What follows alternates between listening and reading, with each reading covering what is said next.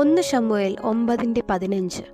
ശൗൽ വരുന്നതിന് ഒരു ദിവസം മുൻപ് യഹോവ ശമൂവേലിനോട് അവന്റെ ചെവിയിൽ പറഞ്ഞു, നാളെ ഈ സമയത്ത് ഞാൻ ബെന്യാമീൻ ദേശത്തു നിന്ന് ഒരു മനുഷ്യനെ നിനക്കയക്കും, നീ അവനെ അഭിഷേകം ചെയ്യണം. 1 ശമൂവേലിന്റെ പുസ്തകത്തിൽ ദൈവം ശമൂവേലുമായി നേരിട്ട് ആശയവിനിമയം നടത്തുകയും ഇസ്രായേൽ ജനത്തിന് സന്ദേശങ്ങളും നിർദ്ദേശങ്ങളും നൽകുന്നതിൽ അവനെ നയിക്കുകയും ചെയ്യുന്നു എന്ന അർത്ഥത്തിൽ ഒരു അഭിഷിക്ത പ്രവാചകനായി കർത്താവിനെ കാണപ്പെടുന്നു. യഹോവയായ ദൈവം ശമൂവേലിനോട് സംസാരിക്കുകയും ശൗലിനെ ഇസ്രായേലിന്റെ ആദ്യ രാജാവായി നിയമിക്കുകയും പിന്നീട് ദാവീദിനെ തന്റെ പിൻഗാമിയായി തിരഞ്ഞെടുക്കുകയും ചെയ്യുന്നത് പോലുള്ള ദൈവേഷ്ടങ്ങൾ വെളിപ്പെടുത്തി കൊടുക്കുന്നു. കൂടാതെ പുസ്തകത്തിലുടനീളം ദൈവത്തിന്റെ മാർഗനിർദ്ദേശങ്ങളും ഇടപെടലുകളും, അതായത് യഥാർത്ഥ രാജാവിനെ വിവേചിക്കുന്നതിലും അവന്റെ ജനത്തെ സംരക്ഷിക്കുന്നതിലും ശമൂവേലിനെ യഹോവ സഹായിക്കുന്നു.